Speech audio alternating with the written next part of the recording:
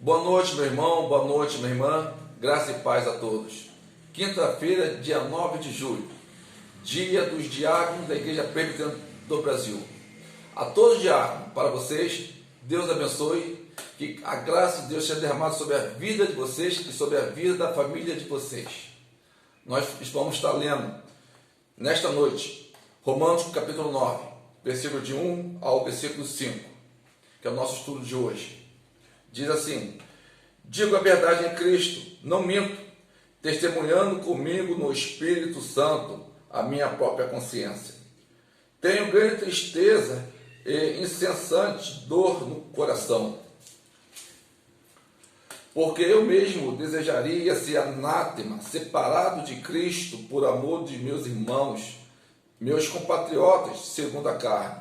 São israelitas, pertencentes a adoção e também a glória, as alianças, a legislação, o culto e as promessas. Deles são os patriarcas, e também deles descende o Cristo, segundo a carne, o qual é sobre todos. Deus bendito para todo sempre. Amém. Abaixe sua cabeça, feche seus olhos, vamos orar. Deus Senhor, nós te louvamos, Senhor. Te louvamos, Senhor, por este dia que tu nos concede, dia 9 de julho, onde nós comemoramos, Pai, o dia dos diáconos.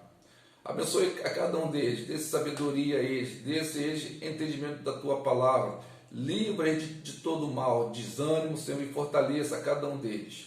Que tua mão santa poderosa esteja sobre a vida deles, sobre a vida das famílias deles. Senhor, nós te rogamos para a tua igreja nesse momento que está assistindo esse vídeo, que o seu Espírito vá em encontro para as suas necessidades, Senhor. Dê eles, Senhor, revela a eles, Senhor, aquilo que o Senhor quer falar para eles. Nós te louvamos e nós te suplicamos em nome de Jesus. Amém e amém. Amado, Romanos capítulo 9 é o nosso estudo dessa noite. Nós podemos dizer aqui nesse texto, tiramos um tema aqui sobre Israel e as maldições presentes e as bênçãos passadas da aliança. Para fazer uma introdução nessa perícope que nós acabamos de ler, do versículo 1 ao versículo 5, no seu contexto literário, nós precisamos tratar resumidamente de 4 pontos. Primeiro, qual é a relação entre Romanos, capítulo 9 ao capítulo 11, e o Romanos de capítulo 1 até o capítulo 8? Nós precisamos saber. Então, o consenso entre os estudiosos e os teólogos é de que o Romanos, capítulo 9 ao capítulo 11, forma uma parte integral de argumentação de Paulo nessa epístola, em dois sentidos. Se Paulo houvesse encerrado essa argumentação em Romanos capítulo 8, teria deixado a nítida impressão de que Deus não tem mais nada a ver com Israel, assim como não tem mais nada a ver com a antiga aliança. Se, contudo, Deus não tem mais nada a ver a fazer em Israel, o que dizer das promessas veotestamentárias, da restauração de Israel no fim dos tempos? Além disso, amado, se Deus abandonou o seu povo do Antigo Testamento, ele não poderia também abandonar a igreja no seu povo da nova aliança? Por isso, Paulo precisa mostrar que Deus manteve suas promessas para Israel, e do mesmo modo manterá também as suas promessas para com a igreja de hoje. Segunda coisa, nós vemos aqui em Romanos, capítulo 9 até o capítulo 11, uma estrutura das seguintes formas. Nós vimos aqui uma introdução do versículo 1 ao versículo 5. As promessas de Deus a Israel não falharam. Está lá do capítulo 9, do versículo 6 ao capítulo 29. Terceiro, os gentios estão incluídos nas promessas de Deus. Está lá no capítulo 9, versículo 30, até o capítulo 11, versículo 10. O quarto vai dizer sobre a futura restauração espiritual de Israel. Já está lá no capítulo 11, versículo 11 ao versículo 32. E temos aqui a doxologia de Deus. Está lá no capítulo 11, versículo 33 ao 36. O terceiro é a passagem de Romanos, do capítulo 9 ao capítulo 11, ela estende-se um contraste, o qual correlaciona com as maldições e as bênçãos da aliança. Quarto, Romanos, capítulo 9, versículo 1 ao versículo 5, ele se divide em duas partes. E essas duas partes que nós, nesta noite, estaremos falando. Primeiro, as maldições presentes de Israel debaixo da aliança. Está lá no versículo 1 ao versículo 3. O segundo, as bênçãos passadas de Israel debaixo da aliança. Está lá no versículo 4 e no versículo 5. Então, nós vamos ler o versículo 1 ao versículo 3, que diz assim: digo a verdade em Cristo, não minto, testemunhando comigo no Espírito Santo a minha própria consciência. Tenho grande tristeza e incessante dor no coração. Versículo 3. Porque eu mesmo desejaria ser anátema, separado de Cristo, por amor de meus irmãos, meus compatriotas, segundo a carne. Então, Paulo vai dizer aqui, digo a verdade em Cristo. Eu mesmo desejaria ser amaldiçoado. Anátema quer dizer amaldiçoado. Então, Paulo está dizendo assim, eu mesmo desejaria ser amaldiçoado. Essa perícope, versículo de 1 ao versículo 3, expressa a preocupação de Paulo com seus compatriotas judeus. Sem dúvida, o apóstolo responde aos críticos que o acusavam de ser anti-judeus por causa da sua dedicação para evangelizar os gentios. Aqui, Paulo expressa solenemente a sua preocupação com Israel ao começar um juramento expresso de modo afirmativo. Ele vai dizer, digo a verdade a Cristo. De modo negativo, não minto. Para reforçar a veracidade desse juramento, Paulo diz que a sua consciência é confirmada pelo Espírito Santo. Em seguida, vem a sua preocupação. Abre aspas. Tenho grande tristeza e incessante dor no coração. Fica claro que essa angústia se deve ao fato de que Israel não ter aceito Jesus como Messias. Por isso Paulo fica angustiado pelo fato desse povo judeu, Israel, não ter aceito Jesus Cristo como Messias. Olhando o texto e vemos na sequência, Paulo ele expressa a profundidade dessa angústia. Estaria disposto a ser ele mesmo amaldiçoado ou anátema, separado da salvação em Cristo, se de algum modo isso levasse os seus compatriotas a Cristo. Mas um indicativo pessoal, quer dizer, ele dizia, eu poderia desejar ou desejaria. Isso indica que o desejo não é possível, amado. Somente a morte de Cristo pode garantir a reconciliação em favor de outras pessoas. O pedido de Paulo traz à memória o pedido semelhante de Moisés, de ser excluído da aliança do lugar dos filhos de Israel. Está lá em Êxodo 32, versículo 32, e eu quero ler para vocês.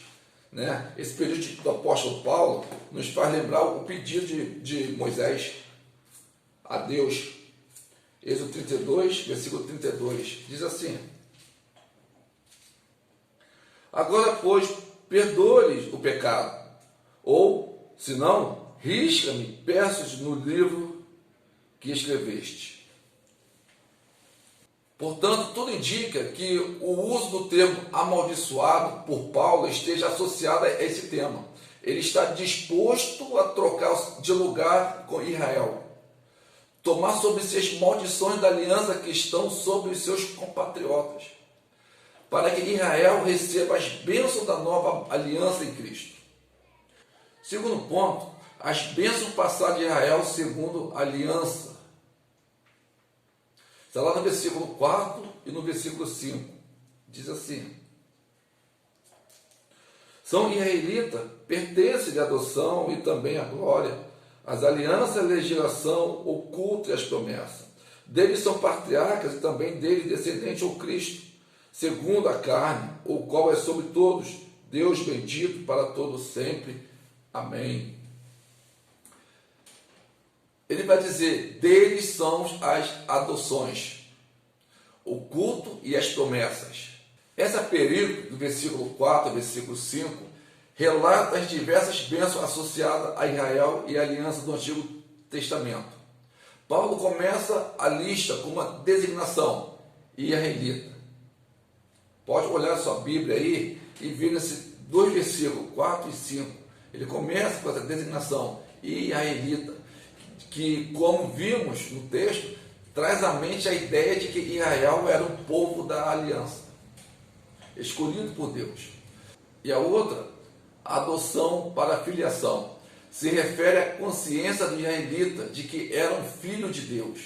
Está lá em Deuteronômio capítulo 14, versículo 1, Isaías 43, 6. Vamos ler apenas o Isaías 43, 6. Isaías 43, 6. Diz assim, Isaías 43, versículo 6. Direi ao norte, entrega, e ao sul, não retenhas. Trazei meus filhos de longe e minhas filhas da extremidade da terra. E a outra palavra que Paulo menciona aqui é a glória. Vai lembrar a presença gloriosa de Deus com Israel no tabernáculo e no templo. Levítico capítulo 9, versículo 23, diz assim. Então Paulo, ele faz várias menções, várias figuras do Antigo Testamento. Levítico capítulo 9, versículo 23. Diz assim, 9, 23. Então entraram Moisés e Arão na tenda da congregação, e saindo abençoaram o povo, e a glória do Senhor apareceu a todo o povo.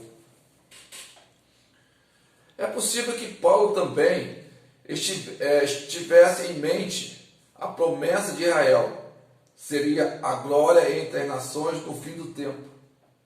Está lá em Isaías 35, versículo 2, ou Isaías 40, versículo 5. A outra figura que ele relata aqui no versículo 4 e versículo 5 é alianças. Se refere especialmente à aliança de Deus com Israel, reafirmada em Deuteronômio, no capítulo 29, 31, e em Josué, mas também a aliança com Abraão, e a aliança com Davi, e a nova aliança lá em Jeremias 31 e 34. Vamos ler essa parte.